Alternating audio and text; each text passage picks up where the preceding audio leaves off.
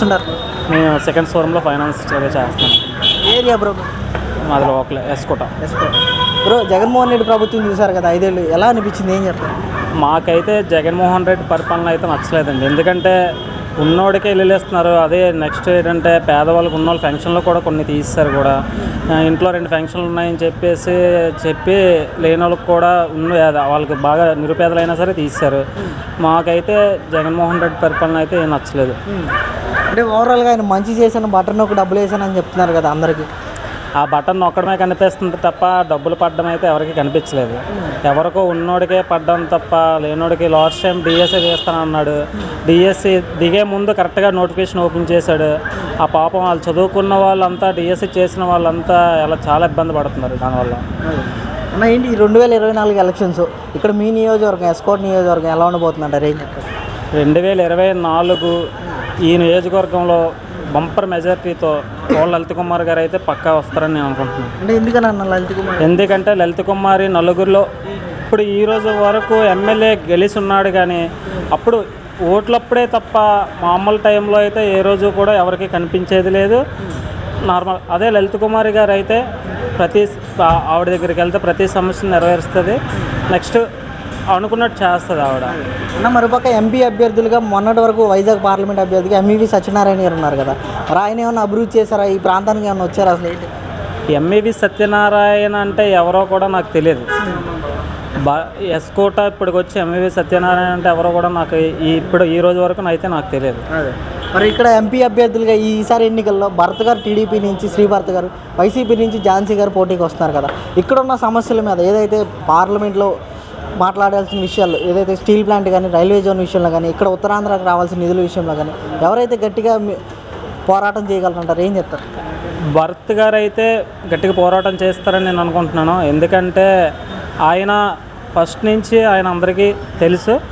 మరి వీళ్ళే చూసుకోవడం తప్ప ఎవరికి తెలియదు, కానీ భరత్ గారు అయితే ఫుల్ సపోర్ట్ చేస్తారు. ఎందుకన్నా భరత్ గారు నలుగురిలో తిరిగిన అతను. నెక్స్ట్ ఏంటంటే మంచి వ్యక్తిత్వం గల అతను ఎంపీ భరత్.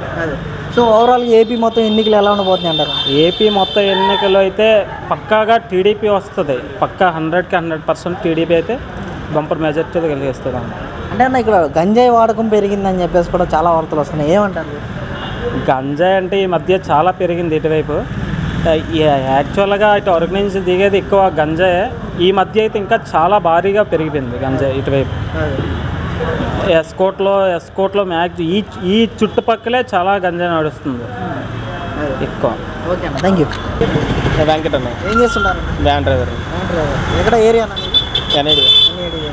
అన్న ఏంటి జగన్మోహన్ రెడ్డి ప్రభుత్వం మీద మీ అభిప్రాయం? 5 ఏళ్ళు చూశారు కదా, చెప్పండి అన్న. యావరేజ్. అంటే ఈరోజు ఆటో డ్రైవర్లు అందరికీ 10,000 ఇస్తామని చెప్పి హామీ ఇచ్చారు కదా, ఈరోజు ఎలా ఉందండి, ఏం చెప్తారు? మరి మనకైతే ఆటో డ్రైవర్లు మనకు తెలియదు బ్రో. మంది వ్యాన్ బొలారో అసలు ఏం వర్తించట్లేదు. మాకు అసలు కష్టం అది వర్తించడం కదా, మాకు ఏటి ఇవ్వలేదు కూడా. మరి పథకాలు ఇస్తున్నాం, బటన్ ఒక డబ్బులు వేస్తున్నాం అని అంటున్నారు కదా ఈరోజు జగన్మోహన్ రెడ్డి గారు. ఇచ్చిన హామీలు అన్నీ కూడా తీర్చేసాను, నెరవేర్చాను, 99% హామీలు పూర్తి చేశాను అన్నారు. మన డబ్బులు మనకే వేస్తాం, ఇంకేముంది అక్కడ ఏంటి లేదుగా. ₹1 వేస్తే మన దగ్గర ₹10 దొరుకుతుంది. ఏంటి ఎలక్షన్స్ వస్తున్నాయి కదా, 20 రోజులు టైం ఉంది ఇంకా. ఇక్కడ మీ వైజాగ్ వెస్ట్ ఎలా ఉండబోతుందంట? ఘనబాబు గారు గ్యారంటీ. ఎందుకనన్నా? 100% అన్నీ చేశారు అతను. ప్లస్ సిట్టింగ్ ఎమ్మెల్యే 2 సార్లు గెలిచారు హ్యాట్రిక్ కోసం.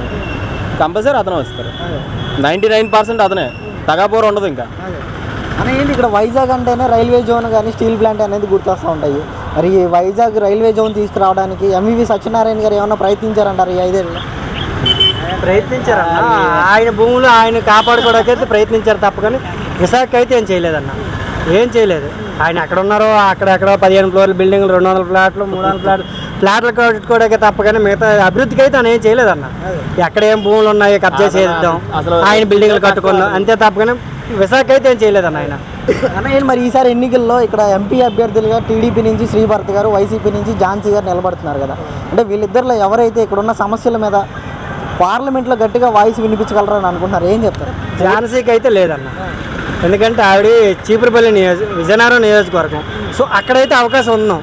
సో ఇక్కడికి వచ్చింది కాబట్టి ఇక్కడ అవకాశం లేదన్న. ఇక్కడ ఎవరినైనా నిలబెట్టుంటే, అంటే ఈ విశాఖ నియోజకవర్గం అవకాశం ఉంటే ఓకే, కానీ ఈయన లాస్ట్ టైం కూడా ఇక్కడ చేశాడన్న.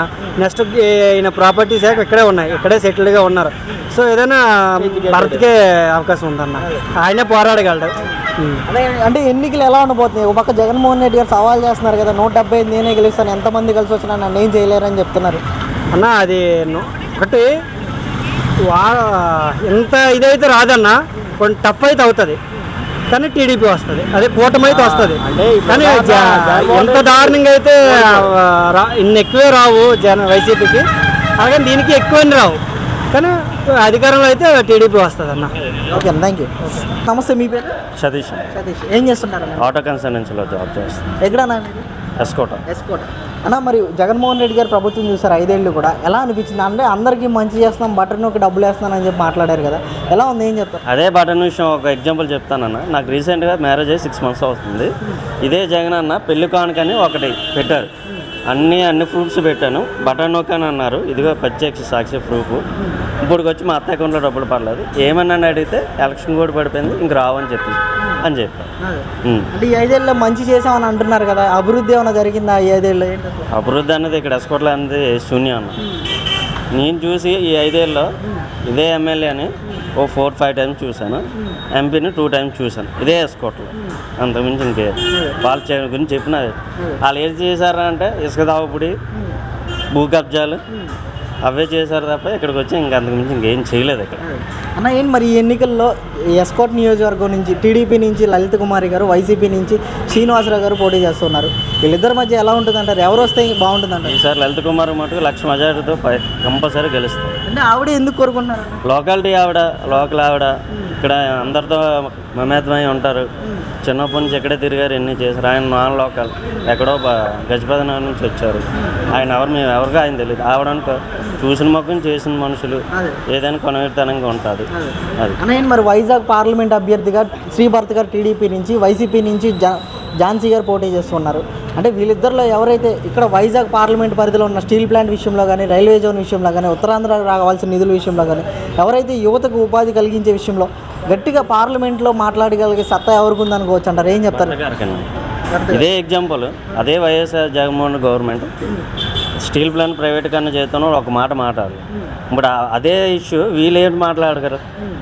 అవునా కదా? ఎగ్జాంపుల్ కాబట్టి అదే ఎంపీలు ప్రైవేట్ కన్నా చేత ఒక్క ఎంపీ కూడా పార్లమెంట్లో మాట్లాడలేదు. ఇప్పుడు దాన్ని వ్యతిరేకిస్తారని ఎలాగనుకోగలరు వీళ్ళు? ఆ విషయంలో అయితే ఎంపీ గారే బెటర్, బాగా చేస్తారు. అంటే భరత్ గారు ఎందుకు అనుకున్నారండి? ఆయన కొంచెం ఎడ్యుకేటెడ్ పర్సన్, అలాగనే ఆయనకు రూపాయి అవసరం లేదు. ఓకే, వ్యక్తిగతంగా ఒక మంచి ఆయన, మాట్లాడే తత్వం ఉంది ఆయన. అన్న, ఏం మరి ఇక్కడ వైజాగ్ ఋషికొండ మీద ఒక ప్యాలెస్ కట్టారు కదా, దాదాపు 500 కోట్లు ఖర్చు అయ్యాయని, ఒక టాయిలెట్కి 25 లక్షలు ఖర్చు పెట్టారని చెప్పి తెలుస్తుంది. ఎలా అనిపిస్తుంది అన్న? అదో గ్రీన్ మ్యాట్ వేశారు కదన్న, 25 లక్షలతో ఏదో గ్రీన్ మ్యాట్ వేశారు, దానికి అయ్యి ఉంటాయేమో ఆ గ్రీన్ మ్యాట్. సో ఓవరాల్గా ఎన్నికలు ఎలా ఉండబోతున్నాయి అంటారు? ఈసారి అయితే పోటీగా ఉంటుంది, పక్కా టీడీపీ వస్తుంది అంట. ఓకే అన్న, థ్యాంక్ యూ. సీఎం పక్కా. Thank you.